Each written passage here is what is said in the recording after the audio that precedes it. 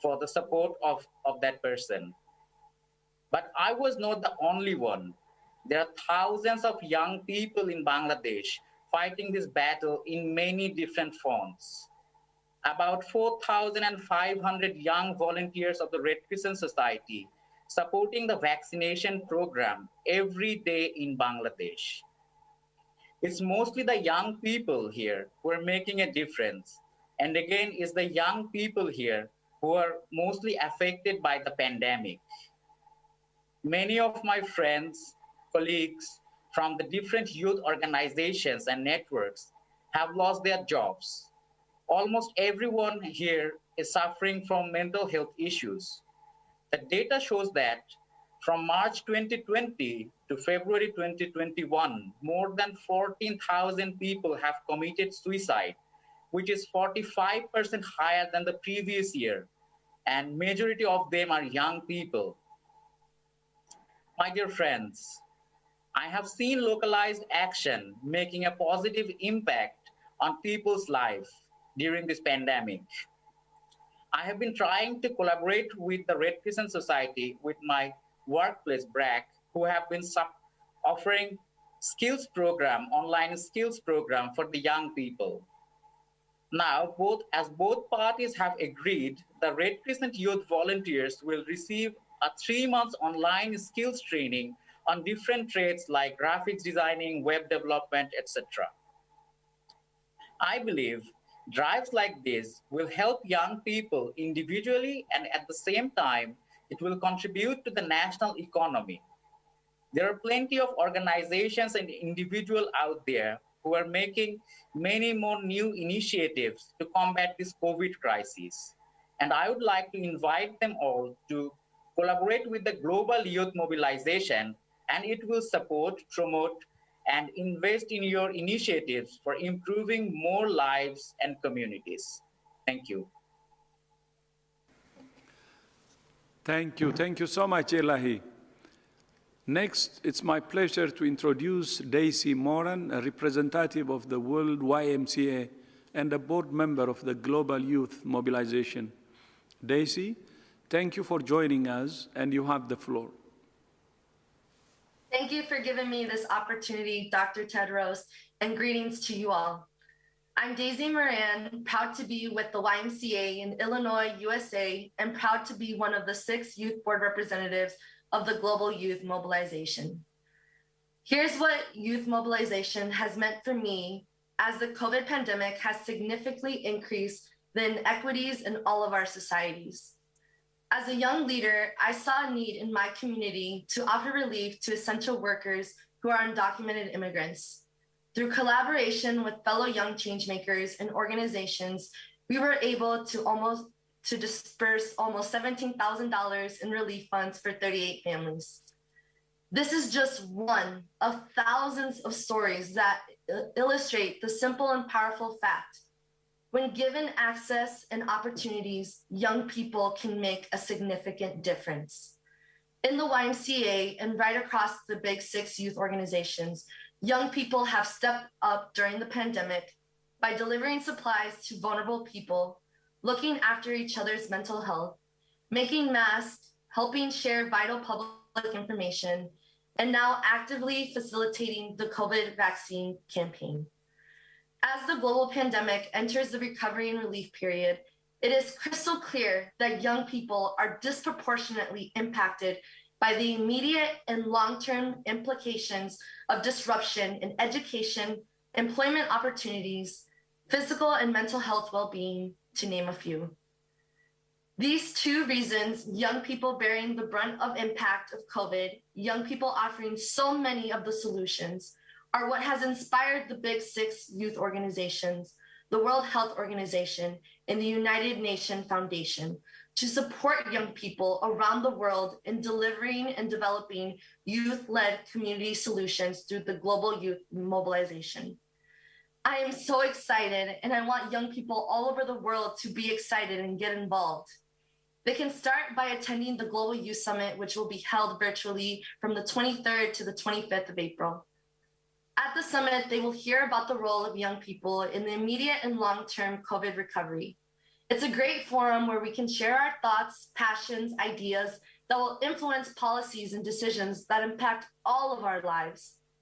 This is a critical time for my generation, for our generation, to bring policymakers, change makers, advocates together to address the major challenges confronting young people, find solutions, and put them into action in our communities.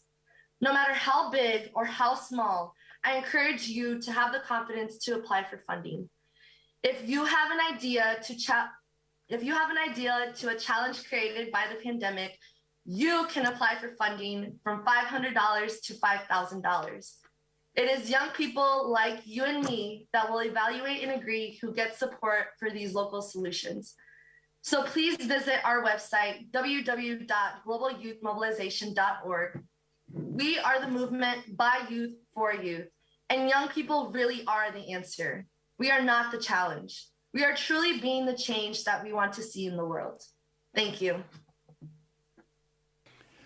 Thank you. Thank you so much, Daisy. By youth, for youth. And thank you to both of you for your leadership and vision. I look forward to joining both of you at the World Youth Summit, and I look forward to seeing what ideas we can help take forward through the Global Youth Mobilization. This is a reminder that although we're all living through a dark time, there are also many reasons for hope and optimism about the future. Christian, back to you. Thank you very much, all, and thank you very much, Dr. Tedros. We'll start the rounds of questions and answers. To remind you, if you want to get into the queue for questions, please press the raise your hand icon on your screen. And we'll start with the first question from Carlos from El Mundo. And Carlos, please unmute yourself.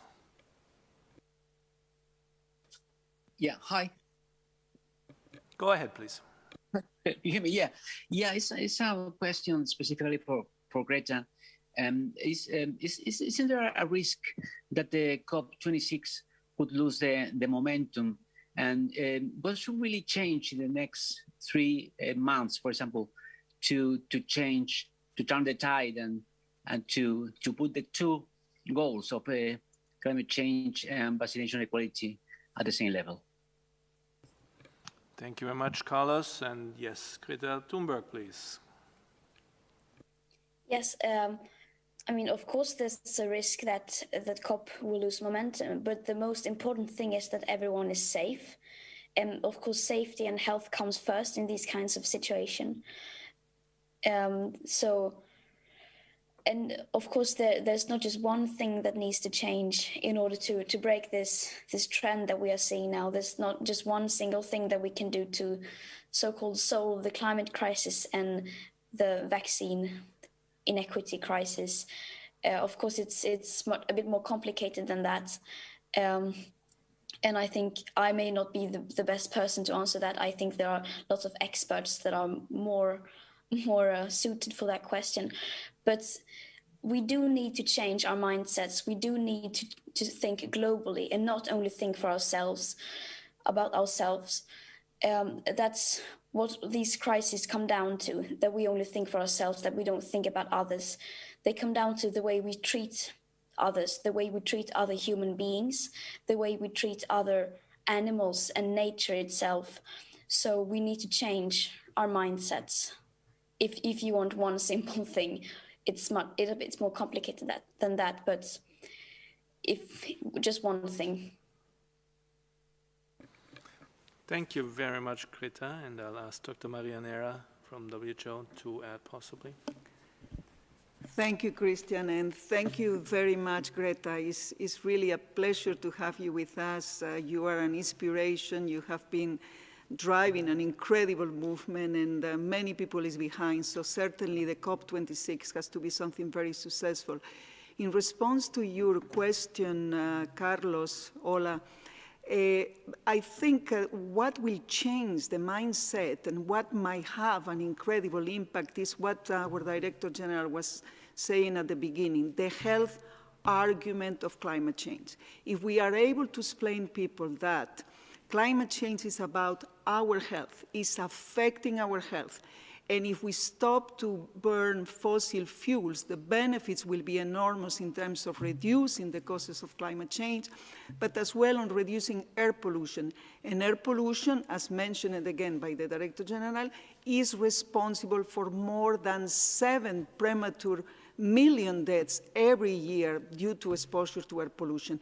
And in addition to that, it creates an environment that makes our health more vulnerable and create the perfect conditions for more emerging infectious diseases to occur. So I think we have a perfect case here for creating more action at the COP26, giving the health benefits that can be obtained in an incredible way. If we tackle the causes of air pollution, if we tackle the causes of climate change, that will be an enormous health agenda. And talking about health is what can make this change that we all need in terms of ambition to go for more at the COP, and in convincing people. If we tell people that this is connected to the human health, I think this will be the final argument that will create much more motivation and engagement, and probably a stronger movement to put political pressure on those who will take decisions, and hopefully going for much more. Thank you. Thank you very much. This was Dr. Maria Nera, Director for Environment, Climate Change and Health. The next question goes to Shoko Koyama from NHK. Shoko, please unmute yourself. Hello, can you hear me? Go ahead, please. Thank you for taking my question. So regarding the COVAX, UNICEF is trying to buy 1 billion syringes by the end of this year in order to distribute countries together with vaccines. 1 billion syringes in addition to 600 to 800 million syringes they procure annually seems to be a large quantity. Is COVAX able to procure this huge number of syringes by the end of the year? And what challenges there are regarding the procurement of syringes? Thank you. Thank you very much, Shoko, and I'll give to Dr. Bruce Elwood. Thank you very much, Shoko, for the question, and thanks for highlighting that it takes more to get the world vaccinated than simply to make and procure the vaccines, because there are all the additional pieces that have to go into this, including additional supplies like not just syringes that you mentioned, but also the vaccination cold chains and other supplies that are necessary to keep them in the right conditions before we get them to the actual people who need to be vaccinated. In terms of the syringes, just like the cold chain equipment, the COVAX facility began working with countries way back in October, even earlier last year, to look at what numbers of syringes would be required and to start working with manufacturers to ensure that pipeline would be there.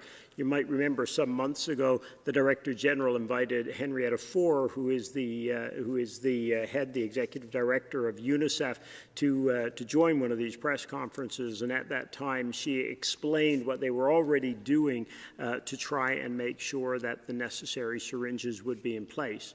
Now, this will continue to be a challenge, just like all of the supplies necessary to get the world vaccinated, these extraordinary numbers.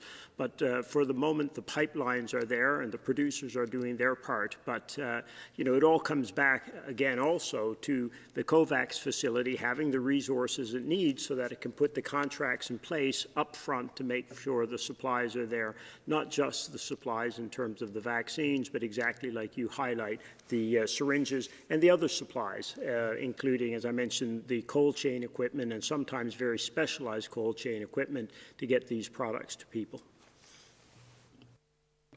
Thank you very much, Dr. Elwood, and we'll move on to Robin Millar from AFP. Robin, please unmute yourself. Thank you. A question for Greta, if I may. If vaccine inequity carries on and young people start being offered a vaccine in wealthy countries, whilst at the same time elderly, vulnerable people remain completely unprotected in poor countries, would you advocate a vaccine strike amongst younger people in rich countries until their government starts sharing more vaccines? Thank you. Thank you very much, Romain. And of course, Greta, the floor is yours. Yes, we must not forget that this is not a problem that is caused by individuals. This is a problem that needs to be addressed by the international community, governments, and the vaccine developers. It is wrong if we should start focusing on individuals and urging individuals to not take the vaccine. That would send the very wrong message. Of course, everyone who is offered a vaccine should take it, but this is, we need to see the bigger picture here and be able to focus on several things at once. So no, I would not advocate for people to not take the vaccine. Thank you so much for that. And we'll move to Jamil Shad from O Estado de Sao Paulo. Jamil, please unmute yourself.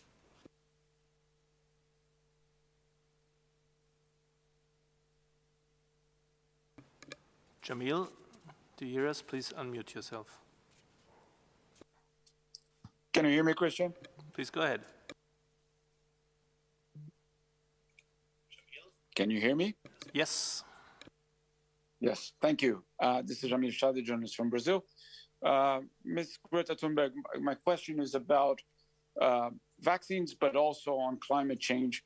What is your message to President Bolsonaro at this time when both the pandemic is hitting hard Brazil, but also climate change is an issue, and you'll know very well what is the position of President Bolsonaro. What is the message you can send him today? Thank you. Thank you so much, Jamil, and over to Greta. Of course, I don't think we should be focusing on talking about individuals, since this is a much larger problem. But of course, Jair Bolsonaro has a huge responsibility, both when it comes to the climate, environment, and of course, we can see the response that Brazil has had during the corona pandemic. And of course, you can, I think, well, I can only speak for myself, but I can safely say that he has failed to take the responsibility that is necessary in order to safeguard present and future living conditions for humanity.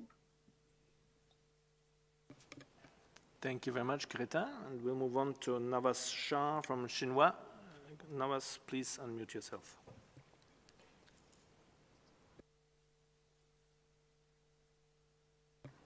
Navas Shah, do you hear us? Please unmute yourself.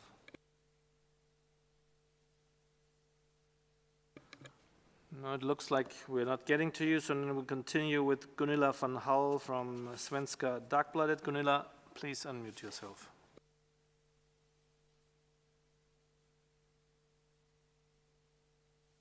Yes, can you hear me?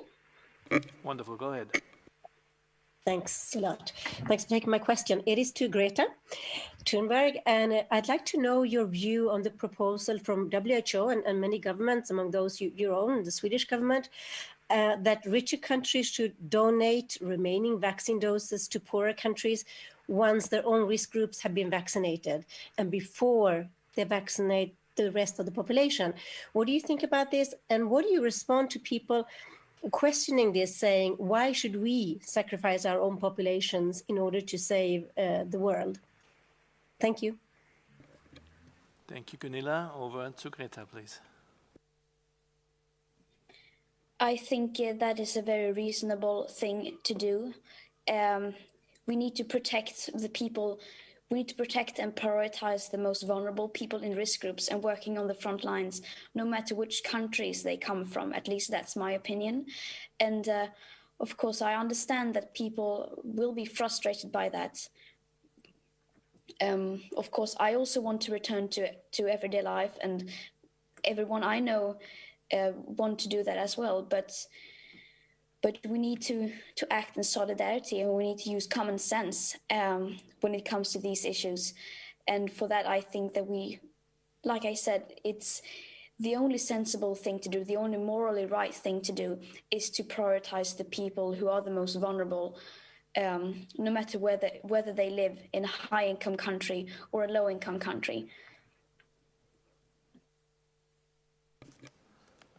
Thank you very much, Ms. Thunberg. And we'll move ahead to Jamie Keaton from AP. Jamie, please unmute yourself. Thank you, Christian. My question is both for Ms. Thunberg and Ms. Moran. What is your message to young people who have become a major driver of COVID-19 infections? We heard the Director General Tedros just mentioned that increased social mixing among younger adults is possibly one of the reasons for the increase in infections and hospitalizations among people aged 25 to 59. And if I could just sneak in another question to Ms. Thunberg, ahead of President Biden's climate summit, what do you hope it will achieve? Thank you. No small questions today. Thank you very much, Jamie. Let's move to Greta Thunberg first, and then on. Thank you. Yes, of course, it's absolutely crucial that everyone takes our personal responsibility in this crisis. We young people may be the ones who are least affected by, in general, least affected by the virus in a direct way. But of course, that, like I said, we need to act in solidarity with the people in risk groups, and of course, many young people fail to draw that connection, maybe. Of course, not everyone, but of course, there will always be some. And my message to those is that we need, during crises like these, we need to take a few steps back and act for the greater good of society, and in order to protect our fellow citizens and then, of course, especially people in risk groups, because that is the thing you do during crises. You step up for one another. And my hopes for the Biden summit is, I hope that we will start soon, in one way or another, start treating this crisis like a crisis, the climate crisis, that is, because if we are to be blunt, I mean, we can have as many summits as we want. We can have as many meetings and conferences as we want, and talk, make nice speeches and nice pledges like net zero 2050 and so on. But as long as those things contain so many loopholes as they do, and as long as we are not actually treating the crisis like a crisis, of course, we won't be able to achieve any major changes. Like I mentioned earlier, this is something that we need to change our mindsets, and we need to change our view of the world. We cannot move into this, try to solve this crisis with the same approach that got us into it in the first place. So we need to start treating the crisis like a crisis, without increased level of awareness among people in general. Of course, there will be no pressure on world leaders to actually start making the changes that are necessary to safeguard humanity. So my hope is that we will start treating the crisis like a crisis. Thank you so much, Greta. And let me first give the floor to Daisy Moran from the Global Youth Mobilization Youth Board. Daisy. Thank you, and thank you for your question. I believe my generation, our generation that we are representing, is a generation of allyship, because we understand our privilege and how to use our privileges to uplift those in the most vulnerable situations. And the Global Youth Summit is a platform and a forum for all of youth and stakeholders and supporters to come together to really listen to what are the policy changes that need to be made so that we can have more equitable societies and systems in place. So I hope that you can join us this weekend while we discuss the important issues and challenges facing our generation, and how our youth leaders are in a position to create the most innovative solutions to tackle these big issues. Thank you. Thanks so much, Daisy. And I'll move to Dr. Maria van Kerkhoff. Thanks, Christian. And I just wanted to those were excellent answers, but I did want to clarify something here. With regards to increased transmission, we are seeing increased rates of infection across all age groups. Last week, there were 5.2 million cases reported to WHO globally, the largest in a single week since this pandemic began, 16 months into the pandemic. That is the largest increase in a week that we have seen to date. We've seen an increase across all age groups. This virus is not being we need to take the blame away. And in the question, it was meant to blame, and we can't do that. Everyone has a role to play in this pandemic. We all have a role to play in keeping ourselves and our loved ones safe. What we are seeing is an age shift, a slight age shift in some countries, driven by social mixing. And social mixing doesn't necessarily mean going out and having a party. It means individuals who have to leave their home to go to work. It means individuals who have to feed their families.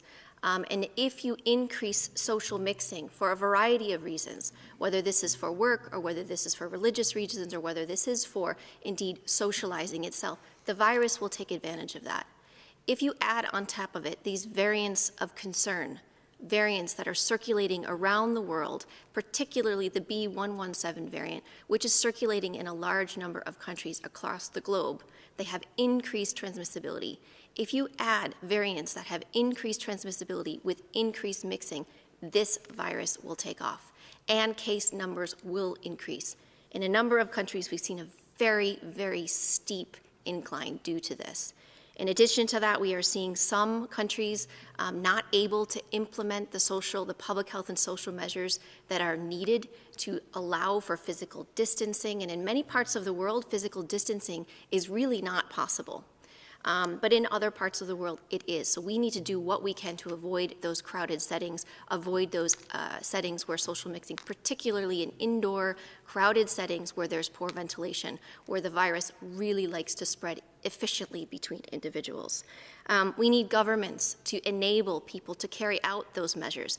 Very easy for us to say stay home if you can, but we need governments to support individuals to work from home, to stay home if necessary, so that we could reduce the possibility of the virus to spread. All of us really have a role to play. Youth, young people, children, young adults are showing us ways in which to be innovative, to remain socially connected, yet physically distant.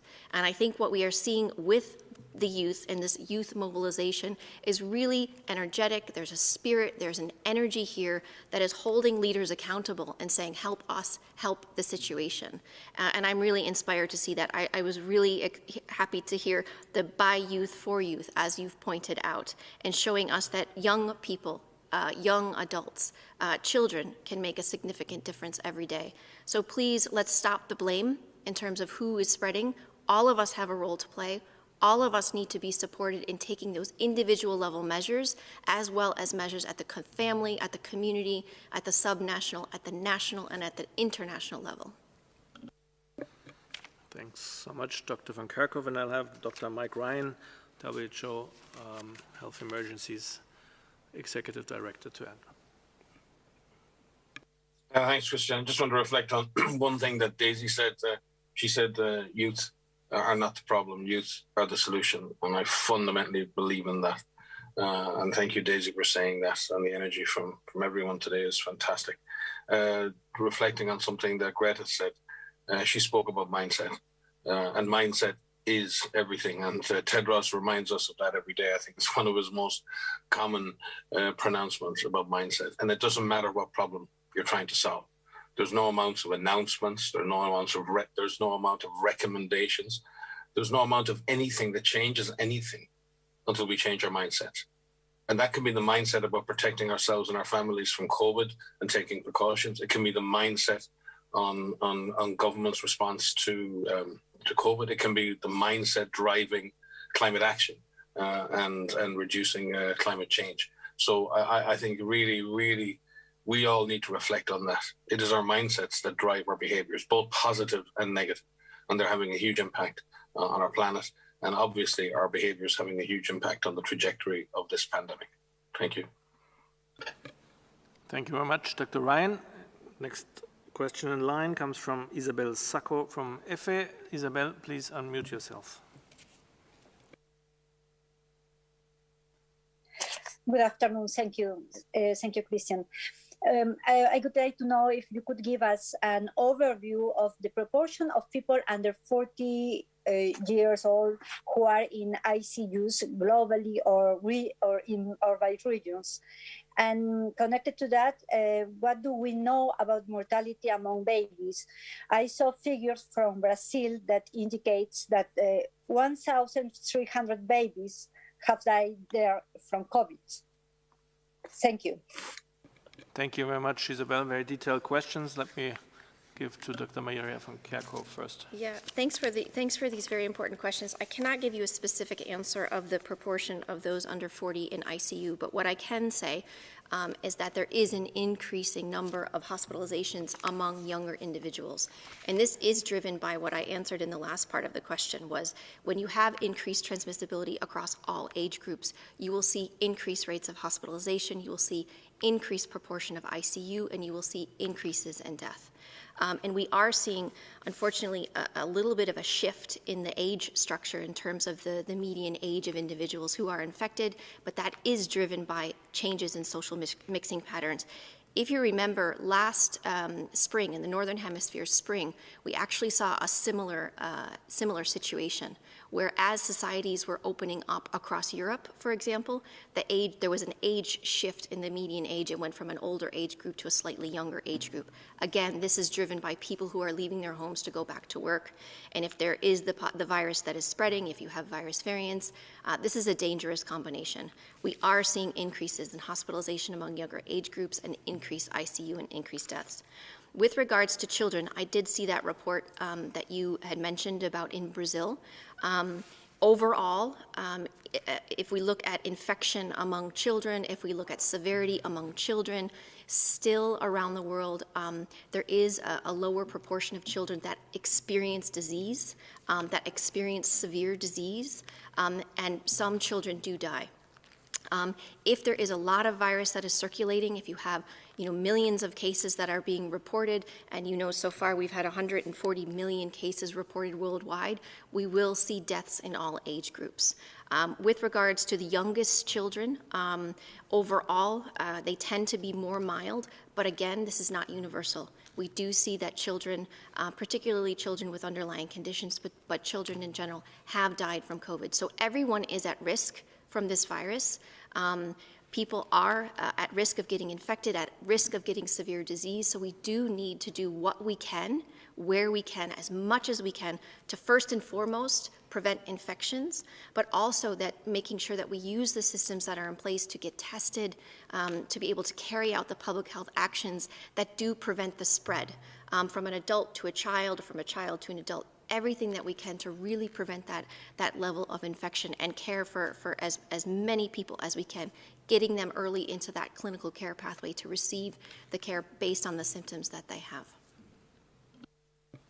Thank you so much. Next question goes to Akwasi Sarpong from BBC News Africa. Akwasi, please unmute yourself.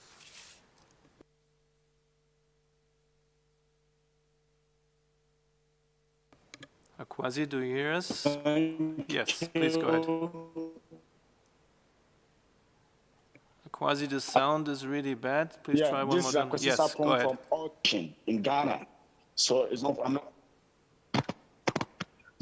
So this is Akwasi Sarpong from. I have two questions. I would like many young people living with disability, particularly visual impairment, have been affected by this virus in Africa and at a global level. The second question is that what programs are in place to support families with children and young persons with disability and special needs to help us combat this? Thank you. Thank you very much, Akwasi. Very important question here. And I'll hand to Dr. von Kerkhoff for a start. I could actually start. In fact, we have departments that are working particularly on persons with disabilities to ensure that persons with disabilities who are disproportionately affected by COVID-19 in a variety of ways, whether this is about getting the right care, receiving information appropriately so that they know how to keep themselves safe, making sure that they have the ability to receive the materials, the needs, the testing, et cetera. We have some guidance that is coming out, I hope today. It was approved yesterday, looking specifically at the more than 1 billion people worldwide who are living with disabilities, making sure that they have access to vaccination, for example. We have seen some innovation in terms of personal protective equipment. If you've noticed, some of the masks, for example, will have a clear panel so that you can see lips moving for people who have a hearing impairment. And so there are a number of innovations that are coming online to support individuals with disabilities, but also families with disabilities as well, because even individuals with disabilities, their caretakers have to be able to care for them. So we need to make sure that those caregivers are protected against the virus as well. So there's a number of activities that are underway to ensure those living with disabilities, as well as those caring for disabilities, have the appropriate care information that they need. Thank you very much, Dr. von Kerkhove. Next question goes to Priti Patnaik from Geneva Health Files. Priti, please unmute yourself. No? Priti lowered her hand apparently in the meantime, or we don't find you anymore. Then next question goes to John Saracostas from The Lancet. John, please unmute yourself. Yes, good afternoon. Can you hear me there? Very well, go ahead. Yes. Yes, I was wondering if you could give me up-to-date estimates on how many vaccine facilities worldwide with excess capacity could be enabled to produce vaccines. And secondly, if it's possible, if Dr. Tedros could give us his perspective on what's going on in his homeland, where right now they're facing an existential threat. Thank you very much. We'll take the first question, and I guess we'll try if Mariangela Simao is online, or then I could start. Dr. Swaminathan, exactly. Please go ahead. Thank you very much, John, for that question. This is exactly the work that we've started now as part of the COVID vaccine manufacturing task force with our COVAX partners, CEPI, Gavi, UNICEF, as well as the private sector and regional bodies like the African Union, but also other regional organizations. The idea really is to take a short, a medium term, and a longer term approach. The short term and the immediate need is to increase vaccine supplies within the next weeks and months. And that can be done by unblocking roadblocks and obstacles that have been identified by the manufacturers, and by working with suppliers of those critical ingredients and raw materials, so that we can link suppliers and manufacturers, as well as work with member states to make sure that export bans and things like that don't interfere with the process of vaccine manufacturing. So that's our immediate short-term priority, which hopefully will be able to put more doses to COVAX in the coming weeks. The second, more medium term, is to look at fill and finish capacity to link. We know that there's a lot of unused fill and finish capacity globally, and therefore we need manufacturers who have the capacity to make bulk product and link them with these existing fill and finish capacities in facilities around the world. So CEPI already has done a mapping of that, and it exists. And then the third, more medium to longer term, is really to develop new facilities or to build on existing facilities, particularly in low and middle income countries, and get technology transfer. Encourage companies, as the DG mentioned, the WHO put out a call on Friday, both for owners of technology, particularly mRNA technology to begin with, to come forward to work with us to share that technology, share the know-how and the experience with recipient companies that will be selected according to a set of criteria that we are developing. And this will ensure not only supplies for this pandemic, though it may take a few months to get this up and running if we start with existing facilities with some expertise, but also will help the future regional health security of regions which currently do not have any manufacturing capacity. And this obviously can be extended to vaccines for many other infectious diseases. So that's what the task force is looking at, and over the coming days, we will provide much more detail. Thank you. Thank you so much, Dr. Swaminathan, and I'm calling on Dr. Mike Ryan to take the other part. Yes, thank you, John. Important question. The situation in Tigray in Ethiopia remains very, very dire at the moment. We have situation is not improving. We have unpredictable access, increasing humanitarian needs, increasing sexual violence. The response has been hindered by armed clashes throughout the region, and many areas are still not receiving food or other assistance. We've got 4.5 million people affected by this crisis. 2.5 million of them have no access to services whatsoever. To 500,000 of people have no access to food. We have 1 million internally displaced people in 178 sites scattered across the region, being serviced by IOM and UNHCR. We've had over 800 cases of sexual and gender-based violence from just 5 hospitals alone, from reporting from 5 hospitals alone, that many cases. We've over 62,000 refugees who've crossed into Sudan. But that safety valve is very, very difficult to manage and very difficult for us to have access from that side and to support people in the affected area. So as I said, unpredictable access, displacement, tremendous humanitarian needs. We have 20 health partners working with us who are operational on the ground, but they're only accessing about half of the where it is concerned. And when we look at health facilities, we've done a health facility survey throughout the region, 264 health facilities. As of now, only 72 of those facilities are operational, and 40 of those are only partially accessible. 19 hospitals have been completely damaged or destroyed, 15 more with major damage. There's inadequate supply chains across the board. So the situation in Tigray could not be more dire. The people there could not be in more need of support and help. The situation is deteriorating. The situation is very much a massive concern on a purely humanitarian basis here. There is a health crisis on top of a humanitarian crisis. We're very concerned about malnutrition, about malaria, about cholera, measles, COVID-19. Positivity rates have been rising, and other diseases like meningitis and other diseases that will exploit malnutrition. They will exploit stress, and they will exploit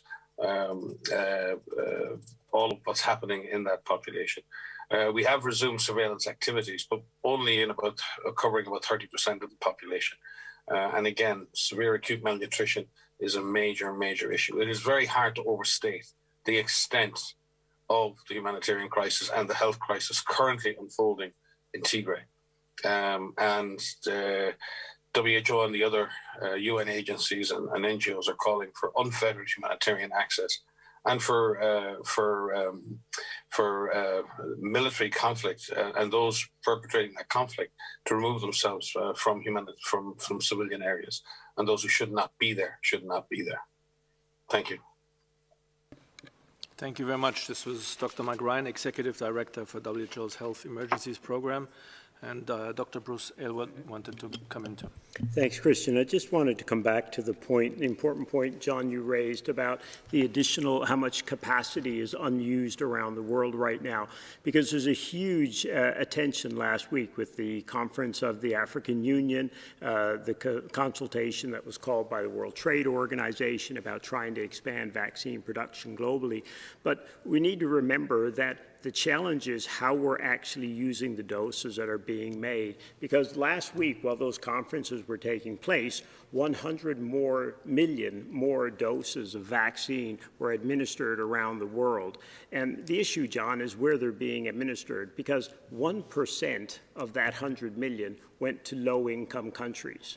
So 99 million doses of vaccines last week went into high, upper middle income and some low middle income countries, but only 1% of that went to the lowest income countries. So every time we bring new capacities online, when we bring new deals online, et cetera, that you're hearing about, we need to ask the question of where those doses are going, because those doses are not going to the places that have got the least vaccine today. So we need to be careful in thinking that we can simply build additional capacity, because that capacity is still going to the wrong places, quite frankly. So while we are giving great attention to how do we expand capacity, it's going to take weeks and months for that to come online. And in the meantime, we've got to take some urgent and important decisions about how we are going to use the vaccines that exist today. Because if we have a lot more weeks where 99% of the vaccine goes to a set of countries that already have most of the vaccine, we are not going to get out of this crisis as rapidly and efficiently and with as least lives lost as possible. Thank you very much for all your answers. With this, we're coming to the end of our question and answer session. I was very glad to have you all online today and our special guests, and I will ask actually our special guests to start the closing round, and we'll go in reverse order. We'll start with Daisy Moran from the Global Youth Mobilization Youth Board and World YMCA representative. Daisy, please go ahead. Thank you for the opportunity once again. And as a reminder, please join us this weekend on April 23rd through the 25th to have your voice heard. Youth have the solutions. Please come to the table. We want you to be involved in your local communities, and we have the funds to support you. With any questions, please visit our website at www.youthglobalmobilization.org. Thank you. Fantastic, thanks so much. And now we go to Eli Roshan, volunteer from the International Federation of the Red Cross and Red Crescent Societies and supporting the young people in Bangladesh. Eli, please go ahead. Thank you. I would like to thank everyone for inviting me here. And I would like to echo my last voice, young people are the solution. And I would like to invite all the localized solutions to collaborate with the Global Youth Mobilization, who have been supporting these local actions and promoting them.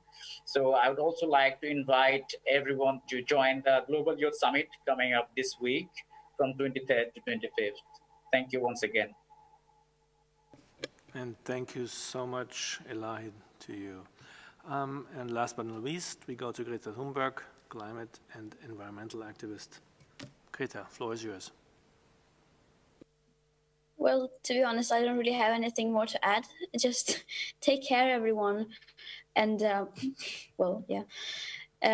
But also when we have media here, I really urge you to really bring awareness to this issue of vaccine inequity, because you have the power to raise awareness about this. And when we talk about countries like, for example, the UK and the US, just as a few examples, that they are mass vaccinating large groups of their populations, even healthy and young people, that we see it from a different perspective, that we don't only see it from our Western privileged point of view, but rather that we think globally, and we need to prioritize those most vulnerable first.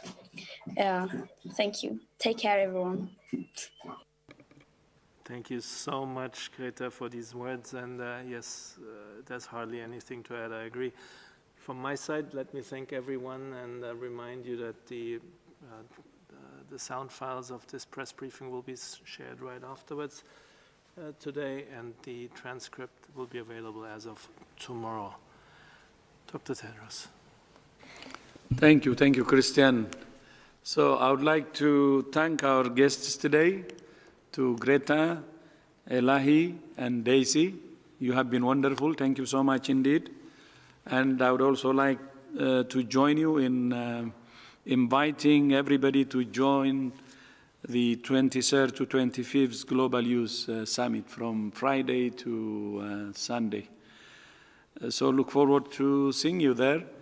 And I would also like to thank our media colleagues who have joined, and see you in our upcoming presser that will be on Friday. So thank you so much.